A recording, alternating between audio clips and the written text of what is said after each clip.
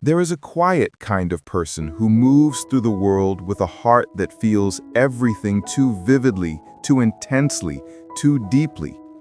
They're the ones who love not in fragments, but in entire constellations, offering pieces of themselves that most people guard carefully.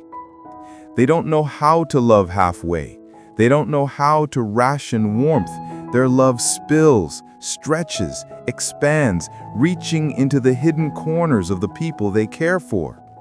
And yet, the world is not always kind to hearts like these. The world often prefers measured affection, controlled emotion, and the safety of distance. But people who love deeply exist beyond such rules.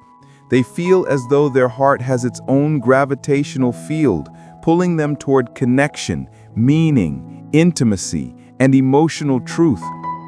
These people are often misunderstood.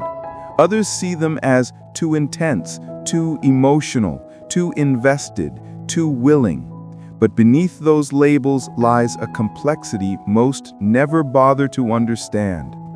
People who love too deeply are not impulsive, they are intuitive.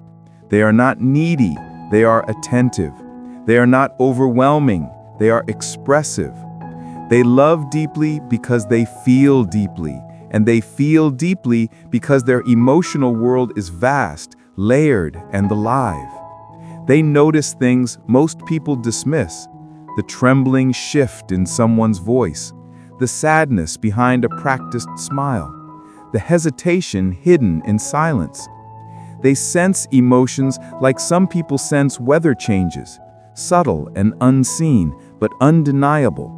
And when they love someone, they step fully into that emotional landscape, willing to walk through storms without looking for shelter. It's not surprising that these people often fall in love in a way that feels like recognition.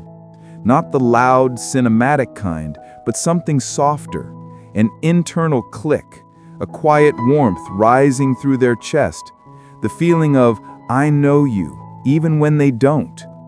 They are drawn to depth, not charm, to sincerity, not spectacle. They fall for the way someone talks about their dreams, the way their eyes soften when they're vulnerable, the way their voice trembles when they're afraid. They fall for authenticity, for emotional honesty, for the small cracks that reveal someone's humanity.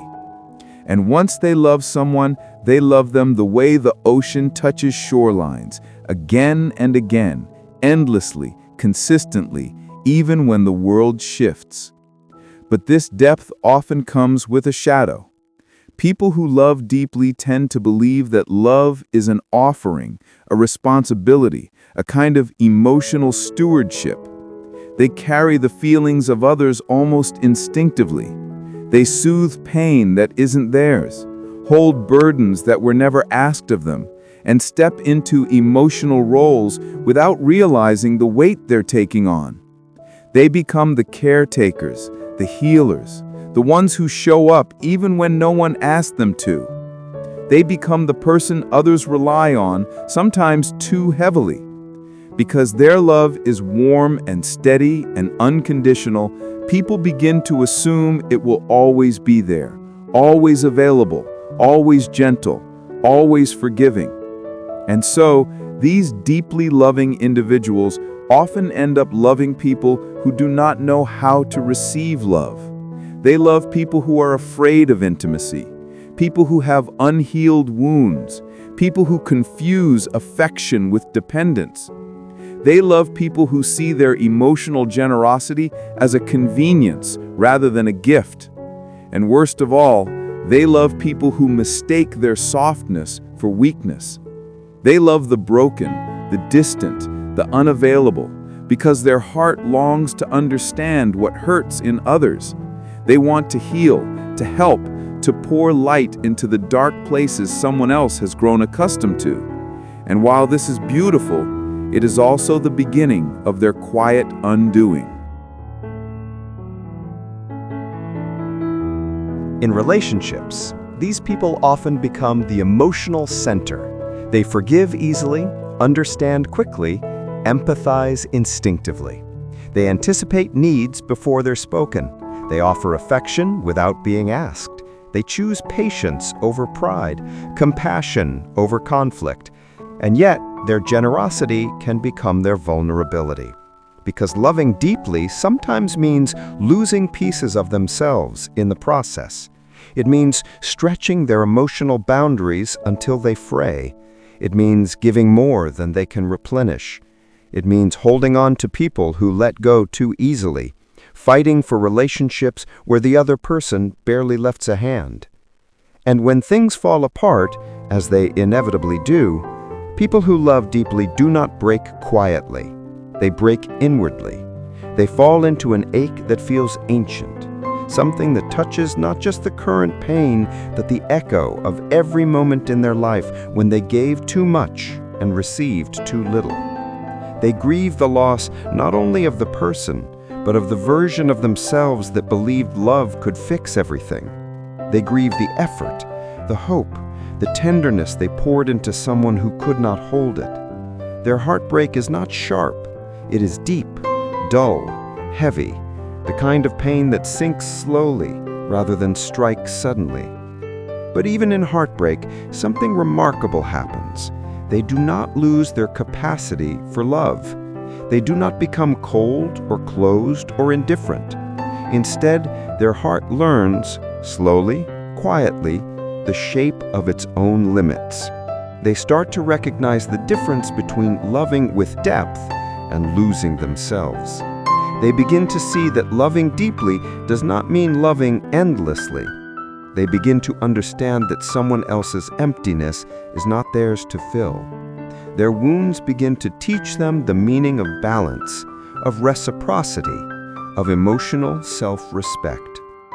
And yet they remain who they are, tender, attentive, empathetic. They cannot unlearn depth. They cannot undo their emotional wiring, but they can grow into a version of themselves who loves with wisdom rather than sacrifice. They can learn that the right person will not drown in their depth, but will meet it with their own. They can learn that they deserve someone who holds their heart gently, not someone who takes from it carelessly. They can learn that loving deeply is not the flaw. They just gave their depth to people who could not match it. Still, even with this knowledge, people who love deeply often find themselves asking the same quiet question: why am I like this? Why do I love this way? Why do I feel so much? And the truth lies in a place they rarely look: their own past. Many of them learned early in life that love was conditional, that affection must be earned, that stability depended on their ability to care, to comfort, to adapt. They learned that being valuable meant being needed. And so, as adults, they continued to love with the same intensity they once needed to survive. But the deeper truth is this: their ability to love deeply is not a wound, it is a gift, a rare one, a beautiful one. And with time, they will learn that depth is not something to hide or shrink, but something to refine and protect. People who love too deeply often carry a peculiar sense of responsibility for the emotions of the people they care about. They don't merely witness someone else's sadness, they absorb it. They don't just listen to someone's fears, they feel them ripple through their own chest. They don't simply comfort, they merge with the other person's pain in a way that feels almost instinctive. This isn't because they lack boundaries or because they're overly sentimental. It's because empathy sits at the center of their emotional identity. They feel safest when they are helping, when they are supporting, when they are filling the cracks someone else has tried so hard to hide. They find meaning in being the anchor, the soft place to land, the one who understands even when the world grows silent. But this emotional tendency carries an invisible cost. When they give so much of themselves, they sometimes forget that they too deserve to be held. They forget that they are allowed to feel tired, conflicted, overwhelmed. They forget that their heart needs rest, not just purpose. And so they keep giving, sometimes long after they have nothing left to give. They keep showing up even when they are quietly falling apart. They keep loving even when they are desperately hoping someone will finally notice how much they're carrying. Their strength becomes their mask, and their tenderness becomes the reason no one thinks to ask if they're hurting. People who love deeply often struggle to communicate their own needs, not because they don't have needs, but because their emotional focus is almost always turned outward. They worry that expressing loneliness might burden someone. They worry that admitting fear might push someone away. They worry that asking for reassurance might appear needy. So they minimize their own desires, speak softly when they're hurting, and convince themselves that wanting too much makes them difficult to love. They learn to survive on emotional crumbs, telling themselves that a little affection is enough, that a little attention is enough, that a little effort is enough. They convince themselves that they should be grateful for whatever they receive, even when their soul is quietly starving. And because they are so understanding, people often assume they do not need understanding in return. Because they listen so deeply, people assume they do not need to be heard. Because they forgive easily, people assume they do not experience hurt the same way others do. But the truth is that people who love deeply are actually the ones who bruise the most silently.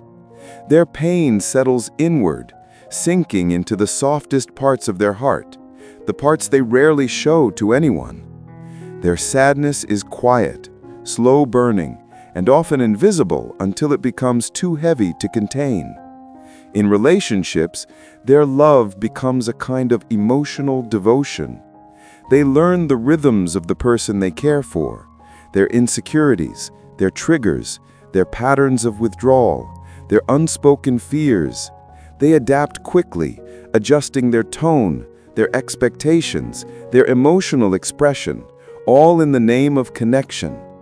They become fluent in the unspoken language of their partner's wounds, offering tenderness where others would grow impatient, offering patience where others would walk away. And yet this very devotion becomes the reason they are often overlooked. Because their love is steady and unconditional, others begin to take it for granted. The extraordinary becomes expected. The rare becomes routine. And the one who loves deeply becomes invisible in their own relationship. Still, they continue to believe in the beauty of love. They continue to search for meaning in glimpses of affection, in small gestures of care, in fleeting moments of connection. Their sensitivity becomes their compass, guiding them through emotional landscapes most people never even notice. They fall in love with possibility, with the idea that someone might finally see them, truly see them, and meet their depth with depth. They hold on to hope even when hope feels distant, because hope is the language of their heart. Even after disappointment, they rebuild themselves quietly, gathering the pieces of their shattered tenderness with the gentleness of someone who has done it many times before. But deep inside them lies a quiet ache, the fear that their love will always be too big for the people they choose, the fear that they will always be the one who stays, the one who tries, the one who cares more. The fear that their depth, instead of being cherished, will continue to be misunderstood. This fear does not make them love less, it makes them love carefully. They begin to pay attention to patterns they once ignored. They start noticing who reaches for them first, who apologizes without being prompted, who asks about their day without them having to reveal their loneliness. They begin to measure people not by their words, but by their consistency, not by their promises, but by their effort. And slowly, painfully, they come to realize that loving deeply is not about finding someone to save or someone to fix. It is about finding someone who chooses them without hesitation, someone who sees the softness in their heart and protects it rather than exploiting it, someone who understands that intensity is not a burden but a form of truth, someone who recognizes that the ability to love deeply is not a flaw but a gift, one that deserves to be met with reverence, not convenience. However, before they can find such a person, they must learn to give themselves the kind of love they have always given away so freely. They must learn to hold their own hand when the world feels cold. They must learn to listen to their own silence, to comfort their own fears, to take responsibility for their own emotional well-being. They must learn that self-love is not selfish, it is necessary. Because without it, their depth becomes a cage instead of a compass. Without it, their love becomes sacrifice instead of connection. And when they begin this journey of healing, something subtle shifts inside them. They start to understand that they deserve reciprocity, not as a reward, but as a fundamental truth. They deserve tenderness, not tolerance. They deserve presence, not excuses. They deserve effort, not emotional sparsity. Their heart, once accustomed to settling, begins to crave something real, something steady, something that honors the fullness of who they are. They learn to be cautious not with their love, but where they place it. They learn to guard their heart, not out of fear, but out of clarity. They learn to give slowly instead of all at once, not to withhold affection, but to build trust deliberately. And for the first time, they begin to see their depth not as something that makes them hard to love, but as something that makes them extraordinary. Because people who love deeply are rare. They're the ones who bring warmth to places that have grown cold. They're the ones who offer understanding when others offer judgment. They're the ones who create connection in a world obsessed with convenience. Their love is not fragile, it is sacred. And the moment they realize this truth, everything about the way they love begins to transform. As people who love too deeply continue moving through the world, they begin to discover an uncomfortable truth. Their emotional depth often makes them incompatible with the superficial rhythm of modern connection. While others seek convenience, they seek meaning. While others want attention, they want understanding. While others look for temporary comfort, they look for emotional intimacy, the kind that reaches beneath the surface, the kind that requires vulnerability, patience, and presence. And because of this, they often feel out of place, as though their heart beats at a slower, quieter frequency than the world around them. They notice how easily people detach, how effortlessly they drift, how quickly affection fades once the excitement wears off. They watch as promises dissolve into excuses, as words lose weight, as emotional availability becomes rarer than sincerity. Their depth becomes both their gift and their heartbreak, because it allows them to love with extraordinary clarity while forcing them to witness how unprepared many people are to receive that kind of love. So they become selective, not out of arrogance, but out of self-preservation. They stop giving their energy to people who treat emotions carelessly. They stop pursuing connections that feel hollow. They stop accepting half-love just to avoid loneliness. Yet even as they step back, even as they retreat into themselves, they carry a quiet hope. They hope that somewhere, someone exists who will meet them with the same intensity they offer. Someone who will not run from their vulnerability. Someone who will not mistake their softness for fragility. Someone who will not look at their emotional depth and see a burden, but a sanctuary. And this hope becomes the thread that keeps them moving forward, the gentle whisper that reminds them that love, real love, still exists in a world that often treats it as an afterthought. But to reach that kind of love, they must confront parts of themselves they once ignored. They must examine why they love so deeply, why they give so completely, why they attach so intensely. For many, this depth is rooted not only in empathy, but in a history of emotional longing. They may have grown up being the emotional caretaker, the peacekeeper, the one who sensed the tension in a room before anyone spoke. They may have learned that love must be earned, that affection is conditional, that emotional safety is fragile. And so, in adulthood, they recreate the patterns they were taught, giving relentlessly, hoping that if they love enough, they will finally be chosen wholeheartedly. This realization is painful, but it is the beginning of transformation. Because once they understand the origin of their depth, they begin to reclaim it. They start distinguishing between healthy love and self-sacrifice. They start recognizing when their heart is giving from abundance and when it is giving from old wounds. They start noticing when their empathy becomes overextension, when their patience becomes self-erasure, when their devotion becomes a form of seeking validation. And this awareness becomes a turning point, the moment they shift from loving instinctively to loving consciously. They learn that deep love does not mean endless toleration. It does not mean accepting emotional inconsistency. It does not mean shrinking themselves to keep someone else comfortable. It does not mean carrying the entire emotional weight of a relationship. True depth, they discover, is not found in how much they can endure, but in how authentically they can connect without abandoning themselves. And this shift changes everything. They begin to speak about their feelings without apologizing. They begin to set boundaries without guilt. They begin to walk away from connections that drain them, no matter how much they once cared.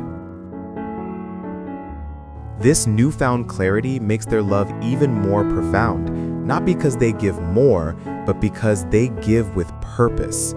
They realize that deep love deserves to be mutual, not one-sided.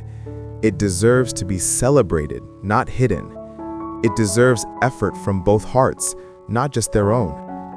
And for the first time, they understand that someone else's inability to meet their depth has nothing to do with their worthiness.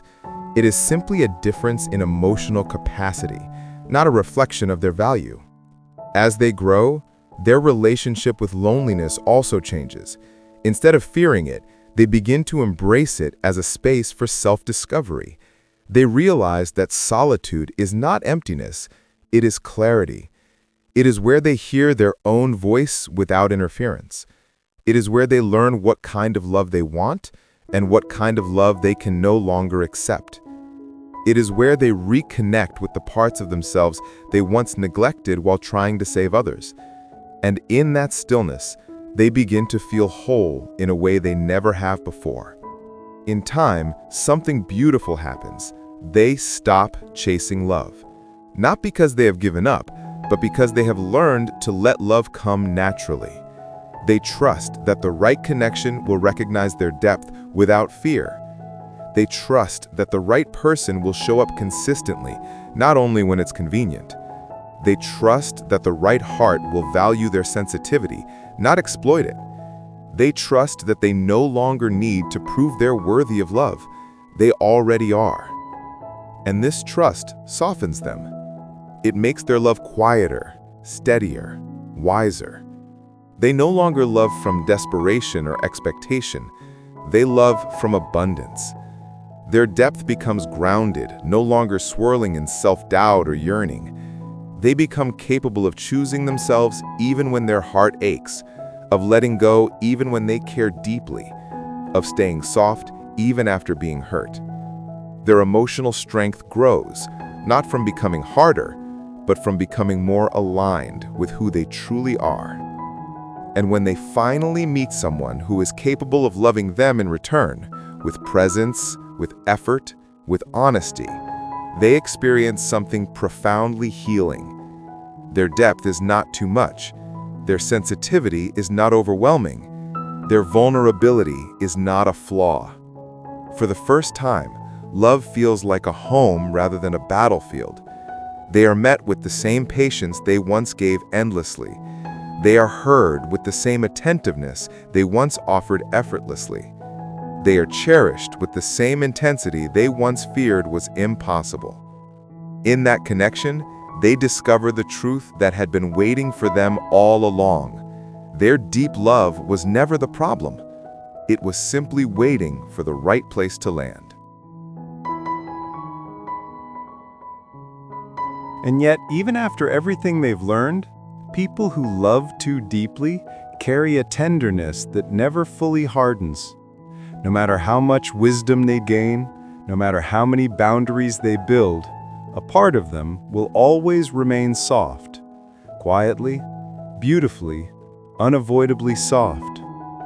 This softness is not a weakness.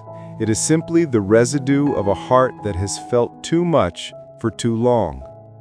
It is the echo of every moment they have loved beyond reason, forgiven beyond logic, and cared beyond what was returned.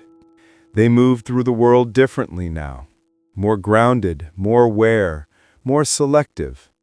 But deep inside, their love still feels like warm light pressed against old scars, gentle, patient, slow to fade.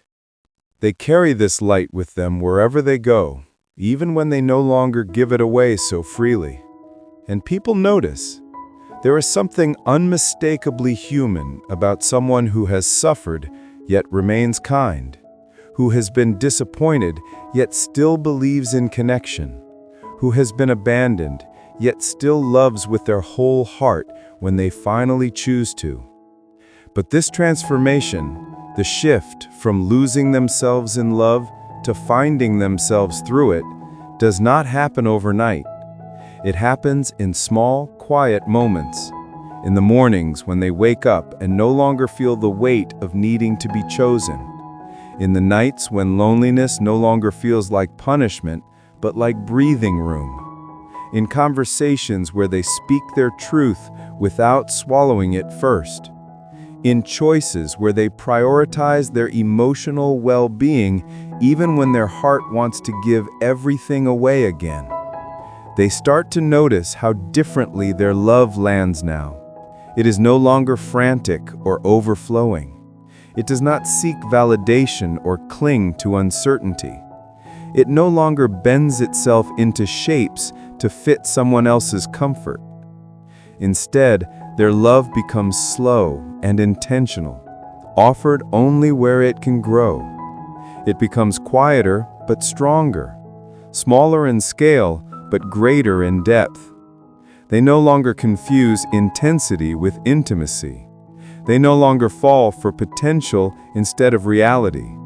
They no longer try to rescue people who aren't willing to meet them halfway. And the world around them responds.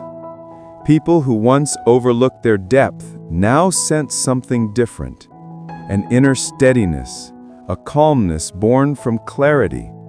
The wrong people feel unsettled by it, the right people feel drawn to it, because nothing is more magnetic than someone who knows their worth, someone who loves deeply but wisely, someone who offers their heart without abandoning themselves in the process. Still, there are days when they slip back into old patterns. Days when they feel the instinct to give too much, to care too fast, to hold on too tightly. But now they recognize it. They pause. They breathe. They remind themselves that love is not measured by how much they sacrifice, but by how much they can be themselves while loving another. And slowly, these moments of awareness stitch new patterns into their life. Patterns where tenderness and self-respect coexist, where empathy and boundaries walk hand in hand. And eventually, they learn the most important truth of all. Loving too deeply was never the thing that broke them. What broke them was giving their love to people who didn't know what to do with it.